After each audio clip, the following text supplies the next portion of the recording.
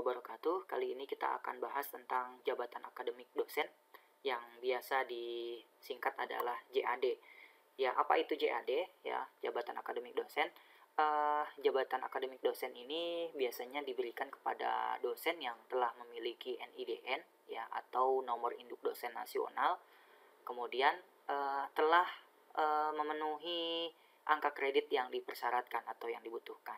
Jadi ketika kita atau dosen baru begitu ya, nah kemudian mendaftarkan NIDN-nya ya, kemudian setelah mendapatkan NIDN ya, kemudian angka kreditnya cukup ya dalam hal tridharma perguruan tinggi, pendidikan, penelitian, pengabdian kepada masyarakat serta unsur penunjang sudah cukup angka kreditnya. Nah, mereka mengajukan jabatan akademik. Nah, kemudian jabatan akademik ini merupakan pengakuan ya atas kemampuan akademik seorang dosen. Gitu. Nah, apa saja jabatan akademik? Nah, yang pertama adalah asisten ahli.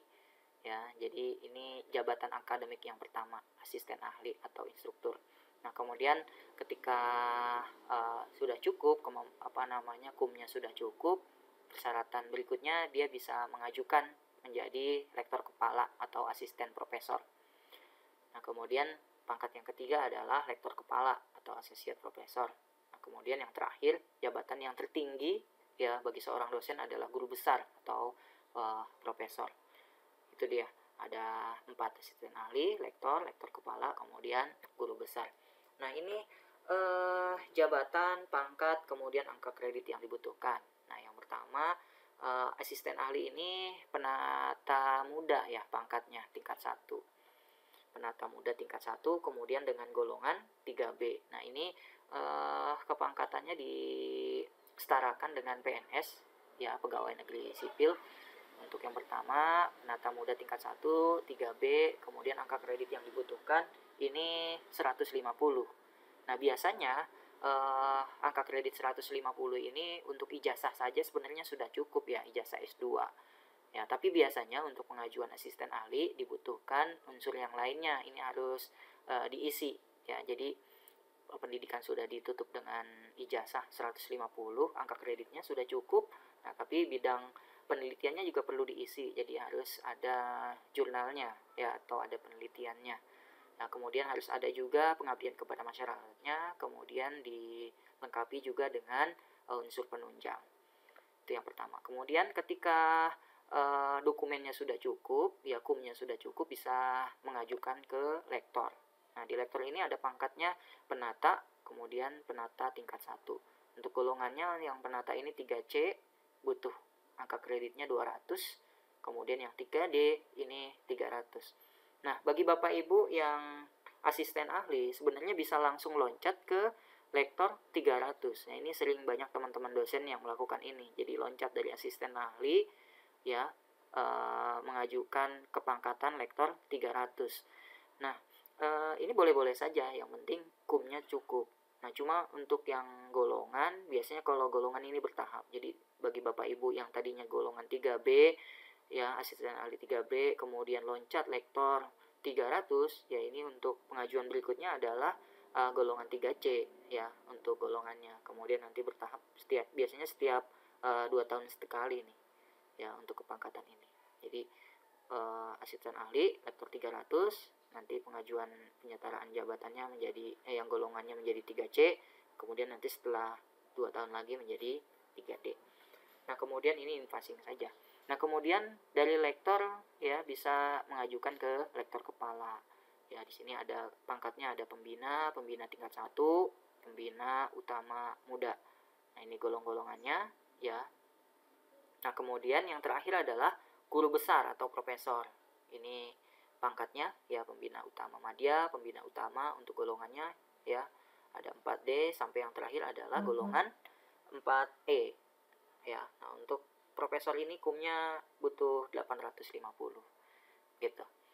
Nah, apa dokumen pendukung ya ketika kita mengajukan kepangkatan dosen ya, jabatan akademik dosen? Yang pertama adalah SK pengangkatan sebagai dosen tetap. Jadi ini biasanya diberikan ketika kita baru diterima sebagai dosen di suatu perguruan tinggi, biasanya ada SK pengangkatan sebagai dosen tetap dari yayasan. Nah, kemudian ijazah, ya ijazah S2, kemudian kalau ada S3-nya ya silakan diajukan. Kemudian bukti online penelitian, ya biasanya jurnal ya, jurnal di OJS, ya ini bukti online-nya, bisa linknya, kemudian juga dokumennya, begitu ya. Kemudian SK jabatan akademik dosen, ya bagi yang mengajukan ke pangkatan yang lebih tinggi, kenaikan jabatan ya dari asisten ahli ke lektor, lektor ke lektor kepala ke guru besar. Ini dibutuhkan SK jabatan yang sebelumnya. Nah, kemudian sertifikat pendidik bagi yang sudah punya, ya ini diperlukan. Kemudian sebaran mata kuliah atau kurikulum di tempat home base kita mengajar, misal di prodi apa, di prodi manajemen, prodi akuntansi gitu ya. Nah, itu biasanya ada kurikulumnya, ini disertakan juga. Kemudian print out NIDN dari Forlab Dikti, ya dari PD Dikti biasanya sekarang. Kemudian sertifikat pekerti ini bagi yang asisten ahli. Nah, kemudian berikutnya adalah daftar usulan penetapan angka kredit, daftar usulan penetapan angka kredit atau DUPAK, ya.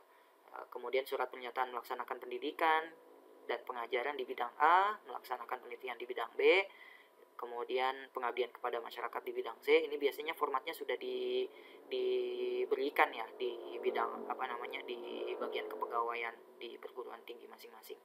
Kemudian surat pernyataan melaksanakan tridharma perguruan tinggi di bidang D.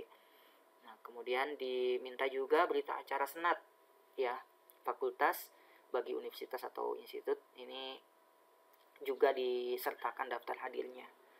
Kemudian ada DP3 ya 1 tahun terakhir ya dari pimpinan, biasanya DP3 tuh ya penilaian ya prestasi kerja kita. Kemudian berikutnya surat pernyataan keabsahan karya ilmiah. Ini biasanya juga sudah ada template-nya ya, kita tinggal mengikuti, ganti nama sama ini disesuaikan dengan dosen yang mengajukan. Nah, kemudian lembar validasi karya ilmiah yang ditandatangani oleh perguruan tinggi gitu. Ini dokumen yang dibutuhkan. Nah, kemudian kelengkapannya untuk tadi masing-masing bidang ya, ada bidang A, B, C, D gitu ya. Nah, ini untuk bidang A, bidang pendidikan atau pengajaran ya, biasanya kita sertakan surat tugas mengajar. Di setiap semester biasanya kan ada surat tugas mengajar ya. Kita mengajar mata kuliah apa, berapa SKS, kelasnya gitu ya. Nah, kemudian SK mengajar, daftar hadir mahasiswa ya. Maksimal ini 12 SKS ya. Ada perguruan tinggi yang lebih biasanya ya, atau yang kurang ya. Nah, ini maksimal 12 SKS. Ya, mata kuliah wajib sesuai dengan linearitas kita ya. Ya, sesuai dengan ijazah terakhir. Kemudian bahan ajar atau modul. Ini jika ada ya. Kemudian surat tugas bimbingan ya, seminar. Ini 1 semester ya. 1 biasanya. Nah, kemudian menjadi penguji ya 1 semester ini maksimal 4. Kemudian bimbingan skripsi ini maksimal 1 semester itu 8 mahasiswa. Ya, ini bagi yang sudah AA biasanya, yang sudah ada bimbingan. Ya, karena biasanya kalau yang belum AA ya belum boleh membimbing. Ya, AA ke atas, AA ini asisten ahli. Ya, ini sudah ada surat bimbingan biasanya. Kemudian juga menguji. Kemudian berikutnya adalah sertifikat pengembangan diri ya, biasanya mengikuti workshop ya berapa jam gitu ya, berapa hari. Oke, ini bidang A. Kemudian berikutnya adalah bidang B, bidang penelitian. Nah, ini yang disertakan adalah jurnal asli ya, mulai dari cover ya, penerbit, redaksi, daftar isi, abstrak ya, sampai ke daftar pustaka. Nah, ini wajib disertakan. Kemudian juga jangan lupa ada link OJS-nya ya, link jurnalnya. Kemudian wajib 1 jurnal nasional terakreditasi ya, minimal Sinta 6 ya, boleh Sinta 3 sampai 6 ini kalau di sini ya.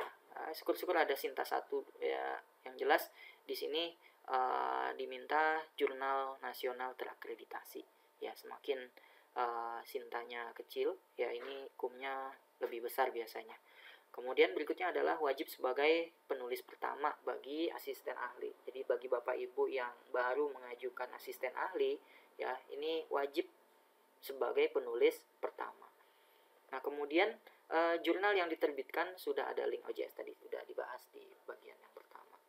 Oke, ini kelengkapan untuk bidang penelitian, bidang B. Kemudian di pengabdian pada masyarakat, di bidang C ini harus ada sertifikat dan surat tugas pengabdian kepada masyarakatnya, ya, sebagai narasumber. Nah, ini terkadang suka suka salah ya. Kadang kita sebagai panitia, ya. Nah, ini yang berlaku adalah sebagai narasumber. Nah, ini minimal 1 kali untuk asisten ahli. Nah, berikutnya di bidang penunjang atau bagian D, ya, ini ada sertifikat dan surat tugas seminar, ya, minimal 1 kali kegiatan. Ini bagi yang asisten ahli, mengajukan asisten ahli. Kalau untuk lektor kepala ini biasanya banyak ini, ya, mengikuti seminar.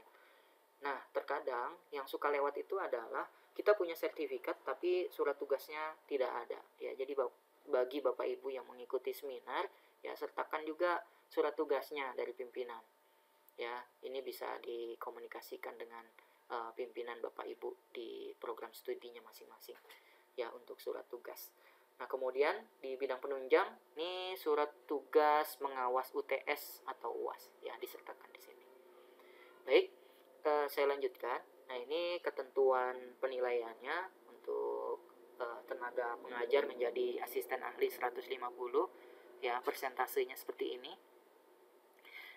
Ya, ijazah ini sudah wajib, memang ada ijazah S2 gitu ya, minimal untuk seorang dosen. Kemudian bidang pengajaran ini lebih besar sama dengan 55%, bidang penelitian, ya, lebih besar sama dengan 25%, pengabdian kepada masyarakat 10%, bidang penunjang 10%, ya, atau angka kreditnya seperti ini yang dibutuhkan. Oke, kita lanjut. Nah, ini untuk yang asisten ahli 150 menjadi lektor 200, ya, persentasenya seperti ini, ya, lebih banyak, ya, 45% untuk pengajarannya, ya, bidang penelitiannya 35%, untuk pengabdian sama penunjangnya sama 10%. Nah, kemudian untuk yang asisten ahli menjadi lektor 300, ini juga bisa, ya, 45%, 35%, 10%, 10%. Ya, cuma memang dari asisten ahli ke lektor 300 ini cukup banyak dokumen yang dipersiapkan karena untuk mengejar angka kredit yang dibutuhkan. Baik, ini lektor 200 menjadi lektor kepala 400. Ya, di sini yang menjadi catatan adalah ini mulai lektor kepala kemudian guru besar ini sudah ada persyaratan seperti ini, ya, 2 peer review per jurnal atau proceeding untuk lektor kepala dan guru besar. Nah, kemudian anti plagiarisme biasanya dicek di Turnitin, ya, untuk lektor kepala dan guru besar maksimal 20%, ya, kemiripannya. Kemudian ada jurnal Scopus pendidikan S3, ya. Jadi yang bisa saat ini, yang bisa dari lektor menjadi lektor kepala, ya, mengajukan jabatan akademiknya, ya, ini pendidikannya S3. Terima kasih, begitu penjelasan saya tentang jabatan akademik dosen. Kurang lebihnya mohon maaf. Assalamualaikum warahmatullahi wabarakatuh.